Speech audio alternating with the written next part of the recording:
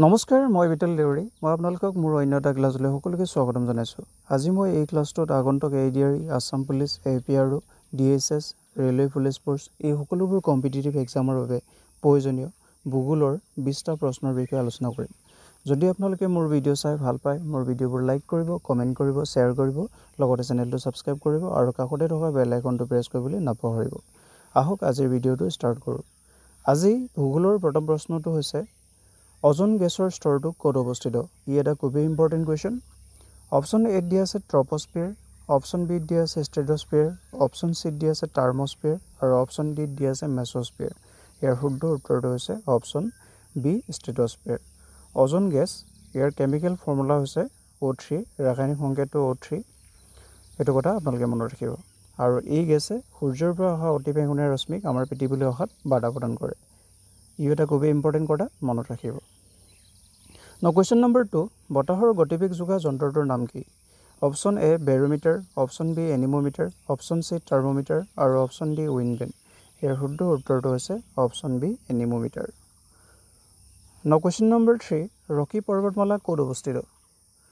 Option A উত্তৰ America, option B দক্ষিণ America, option C Europe আৰু option D Asia.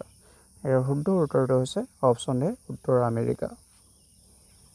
Question number 4, Alps পৰ্বতমালা ক'ত অৱস্থিত? Option A Europe, option B Asia, option C Africa আৰু option D Oceania. ইয়াৰ শুদ্ধ উত্তৰটো হৈছে option A Europe. Question number 5, troposphere আৰু ষ্ট্ৰেটোস্ফিয়াৰ স্তৰ দুটাৰ মাজৰ সীমাটোৰ নাম কি? অপশ্যন এত দিয়া আছে ষ্ট্ৰেটোপছ, অপশ্যন বিত দিয়া আছে ট্ৰপ'পছ, অপশ্যন চিত দিয়া আছে মেছ'পছ আৰু অপশ্যন ডিত দিয়া আছে এটাও নহয়। ইয়াৰ শুদ্ধ উত্তৰটো হৈছে অপশ্যন বি ট্ৰপ'পছ। কুৱেশ্যন নম্বৰ 6, বায়ুমণ্ডলত আয়তন হিচাপে অক্সিজেন কিমান থাকে? অপশ্যন এত দিয়া আছে 20.94%, অপশ্যন বিত দিয়া আছে 29.01%, অপশ্যন চিত দিয়া আছে 32.47% আৰু অপশ্যন ডিত দিয়া আছে 78.08%। ইয়াৰ শুদ্ধ উত্তৰটো হৈছে অপশ্যন এ 20.94% অক্সিজেন আমাৰ বায়ুমণ্ডলত থাকে। কুৱেশ্যন নম্বৰ 7, জনসংখ্যা অনুসৰি অসমৰ আটাইতকৈ সৰু জিলাখনৰ নাম কি? অপশ্যন এত দিয়া আছে ডিব্ৰুগড়, অপশ্যন বিত দিয়া আছে ডিমা হাছাও, অপশ্যন চিত দিয়া আছে ওদালগুৰি আৰু অপশ্যন ডিত দিয়া আছে কৰিমগঞ্জ। ইয়াৰ শুদ্ধ উত্তৰটো হৈছে অপশ্যন বি ডিমা হাছাও। জনসংখ্যা অনুসৰি অসমৰ আটাইতকৈ সৰু জিলাখনৰ নাম হৈছে ডিমা হাছাও আৰু ডাঙৰ জিলাখনৰ নাম বুলি ক'লে আমাক নগাঁও। কুৱেশ্যন নম্বৰ 8, অসমৰ মাটিকালি কিমান? অপশ্যন এত দিয়া আছে ৭৮,৪৩৮ বৰ্গ কিলোমিটাৰ, অপশ্যন বিত দিয়া আছে ৭৮,৩৪৮ বৰ্গ কিলোমিটাৰ, অপশ্যন চিত দিয়া আছে ৭৮,৫৩৮ বৰ্গ কিলোমিটাৰ আৰু অপশ্যন ডিত দিয়া আছে ৭৮,৩৫৮ বৰ্গ কিলোমিটাৰ। ইয়াৰ শুদ্ধ উত্তৰটো হৈছে অপশ্যন এ ৭৮,৪৩৮ বৰ্গ কিলোমিটাৰ। কুৱেশ্যন নম্বৰ 9, প্ৰথম পঞ্চবাৰ্ষিক পৰিকল্পনা কেতিয়া হৈছিল? ই এটা খুবেই ইম্পৰ্টেণ্ট কুৱেশ্যন। অপশ্যন এত দিয়া আছে 1951 চনত, অপশ্যন বিত দিয়া আছে 1950 চনত, অপশ্যন চিত দিয়া আছে 1955 চনত আৰু অপশ্যন ডিত দিয়া আছে 1960 চনত। ইয়াৰ শুদ্ধ উত্তৰটো হৈছে অপশ্যন এ 1951 চনত প্ৰথম পঞ্চবাৰ্ষিক পৰিকল্পনা হৈছিল। কুৱেশ্যন নম্বৰ 10, ভাৰতৰ শেষত গঠন হোৱা ৰাজ্যখনৰ নাম কি? ভাৰতত মুঠ বৰ্তমান 29খন ৰাজ্য আছে আৰু ইয়াৰ ভিতৰত শেষত গঠন হোৱা ৰাজ্যখনৰ নাম কি সেইটো সুধিছে আমাক।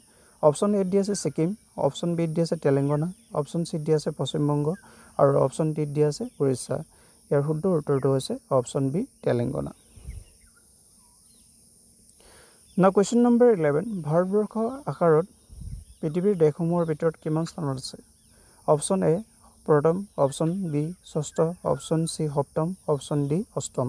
ইয়াৰ শুদ্ধ উত্তৰটো হৈছে অপশ্যন চি সপ্তম স্থানত আছে। কুৱেশ্যন নম্বৰ 12, মাটিকালিৰ ভিত্তিত পৃথিৱীৰ বৃহত্তম আৰু ক্ষুদ্ৰতম মহাদেশৰ নাম হৈছে অপশ্যন এ এছিয়া আৰু ওচেনিয়া, অপশ্যন বি ইউৰোপ আৰু উত্তৰ আমেৰিকা, অপশ্যন চি আফ্ৰিকা আৰু ওচেনিয়া, অপশ্যন ডি এছিয়া আৰু আফ্ৰিকা। ইয়াৰ শুদ্ধ উত্তৰটো হৈছে অপশ্যন এ এছিয়া আৰু ওচেনিয়া। এছিয়া হৈছে সৰ্ববৃহৎ আৰু ওচেনিয়া হৈছে ক্ষুদ্ৰতম। পৃথিৱীৰ মুঠ মহাদেশৰ সংখ্যা হৈছে 7খন। ইয়াৰ ভিতৰত এছিয়া মহাদেশ পৃথিৱীৰ ভিতৰত সৰ্ববৃহৎ আৰু ওচেনিয়া ক্ষুদ্ৰতম। এই দুটা কথা আপোনালোকে মনত ৰাখিব। কুৱেশ্যন নম্বৰ 13, মাটিকালিৰ ভিত্তিত পৃথিৱীৰ বৃহত্তম দেশ আৰু ক্ষুদ্ৰতম দেশখনৰ নাম হৈছে অপশ্যন এ ৰাছিয়া আৰু ইংলেণ্ড, অপশ্যন বি ৰাছিয়া আৰু Vatican city, option C Russia আৰু শ্ৰীলংকা, অপশ্যন ডি ৰাছিয়া আৰু ইটালী। ইয়াৰ শুদ্ধ উত্তৰটো হৈছে অপশ্যন বি ৰাছিয়া আৰু ভেটিকান চিটি। ৰাছিয়া হৈছে বৃহত্তম দেশ আৰু ভেটিকান চিটি হৈছে ক্ষুদ্ৰতম। বৰ্তমান 2011 চনৰ লোকপিয়ল অনুসৰি পৃথিৱীত মুঠ 197খন দেশ আছে। ইয়াৰ ভিতৰত ৰাছিয়া হৈছে বৃহত্তম আৰু ভেটিকান চিটি হৈছে ক্ষুদ্ৰতম। কুৱেশ্যন নম্বৰ 14, এছিয়া আৰু আফ্ৰিকা মহাদেশক কোনখন সাগৰে পৃথক কৰিছে?